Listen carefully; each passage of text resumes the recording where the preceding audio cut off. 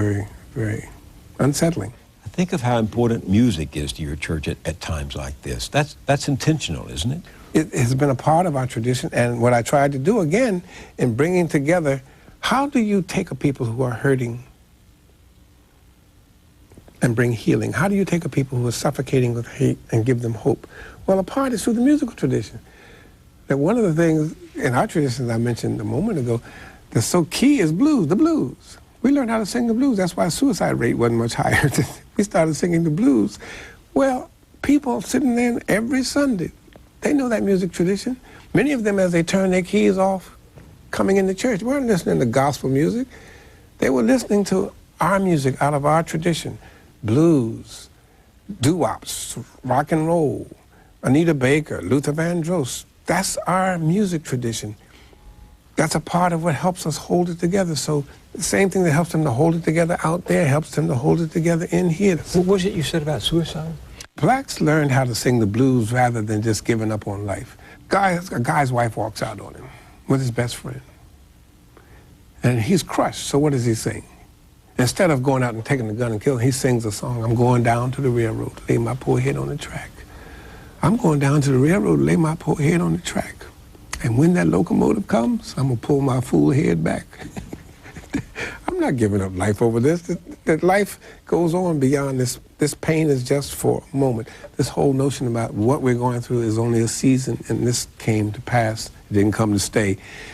That's what the blues do, and that's what the music tradition does. That's what the spirituals have done, and that's what the gospel music has done historically in our church. So yeah, trying to keep that as an integral part of worship is crucial for us. So what blues are you singing right now? Don't know why they treat me so bad. I'm singing the sacred blues, the songs of our gospel tradition. That I'm so glad trouble don't last always. That what man meant for evil, God meant for good. That what man meant for evil, God meant for good. That's a quote from Joseph in the Bible, the book of Genesis, and the 50th chapter. And what do you take that to mean? That human beings many times do things for nefarious purposes, and God can take that and make something good out of it. That, for instance, using that Joseph passage, where his brothers sold him into slavery, and they thought, after Daddy's gone, he's going to get us. And Joseph reassured them by saying, no, what you meant for evil, God has turned into something good. So I'm not trying to do revenge or payback. In fact, restoration is what God is, and I restore you. As brothers, we're all brothers.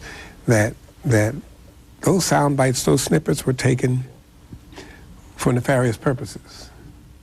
That God can take that and do something very positive for it, with it. That in Philadelphia, in response to the sound bites, in response to the snippets, in Philadelphia, Senator Obama made a very powerful speech in terms of our need as a nation to address the whole issue of race. That's something good that's already starting. That because of you guys playing these sound bites, now what's getting ready to happen is something very positive and something very powerful, that God can take what you meant to try to hurt somebody to help a nation come to grips with truth, to help a nation come to grips with miseducation, to help a nation come to grips with things we don't like to talk about, to help a nation. You know, you mentioned Senator Obama. In the 20 years since you've been his pastor, have you ever heard him repeat any of your controversial statements as his opinion? No, absolutely not. I don't talk to him about politics. And so here at a political event, he goes out as a politician and says what he has to say as a politician. I continue to be a pastor who speaks to the people of God about the things of God. Here is a man who came to see you 20 years ago, wanting to know about the neighborhood. Barack Obama was a skeptic when it came to religion. He sought you out because he knew you knew about the community. You led him to the faith. You performed his wedding ceremony. You baptized his 2 children. You were for 20 years his spiritual counselor. He has said that.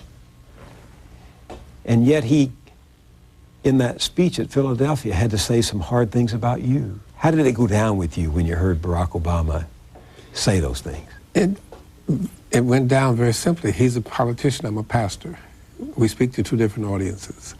And he says what he has to say as a politician. I say what I have to say as a pastor. Those are two different worlds. I do what I do. He does what politicians do. So that what happened in Philadelphia, where he had to respond to the sound bites, he responded as a politician. But he did not disown me because I'm a pastor. But even some of your admirers say it would be wrong to gloss over what Martin Marty himself called, who loves you, called your abrasive edges. For example, Louis Farrakhan lives in the south part of Chicago, doesn't he? You've had a long, complicated relationship with him, right? Yeah. And he's expressed racist and anti-Semitic remarks, and yet last year... 20 years ago. But that's indefensible. The Nation of Islam and Mr. Farrakhan have more African-American men off of drugs, more African-American men respecting themselves, more African-American men working for a living, not gang-banging, not trying to get by. That's not indefensible in terms of how you make a difference in the prisons, turning people's lives around, giving people hope, getting people off drugs. We don't believe the same things in terms of our specific faith. He's Muslim, I'm Christian. We don't believe the same things that he said years ago, but that has nothing to do with what he has done in terms of helping people change their lives for the better. I said, direct quote was what? Louis Farrakhan is like E.F. Hutton. When Louis Farrakhan speaks, Black America listens. They may not agree with him, but they're listening. What does it say to you that millions of Americans, according to polls, still think Barack Obama is a Muslim? It says to me that corporate media and miseducation or misinformation or disinformation, I think we started calling it during the Nixon years, still reigns supreme. 30-some% of Americans still think they're weapons of mass destruction. That you tell a lie long enough that people start believing it. But what does the media do? Barack Hussein Obama, Barack Hussein Obama, Barack Hussein Obama. It sounds like Osama Obama.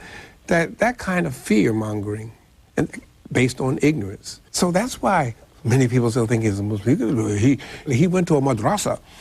What's a madrasa? I don't know, but I know it's one of them Muslim schools to teach terrorism.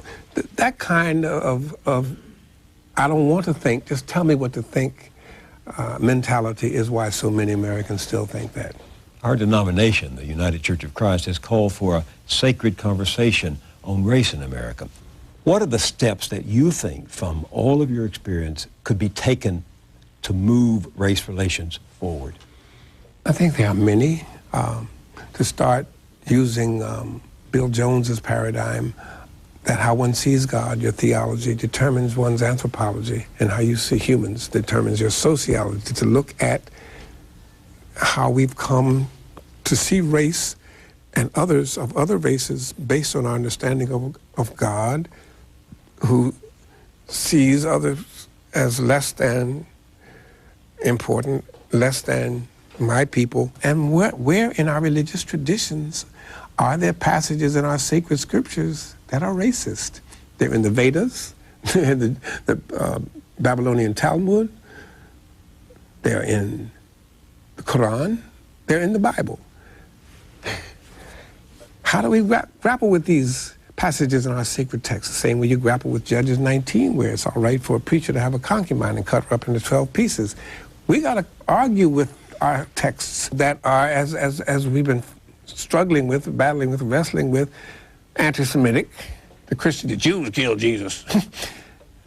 We got to come to grips with, these texts were written by certain people at certain times with certain racist understandings of others who are different. That different meant deficient.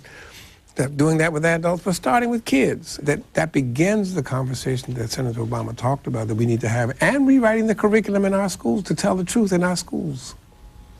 Jeremiah Wright, thank you very much for this opportunity. Well, thank you for having me, Bill. Yeah. Thank you, sir.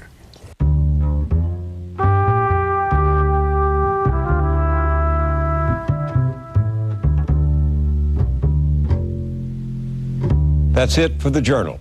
We'll see you next week, and in the meantime, online. I'm Bill Moyer.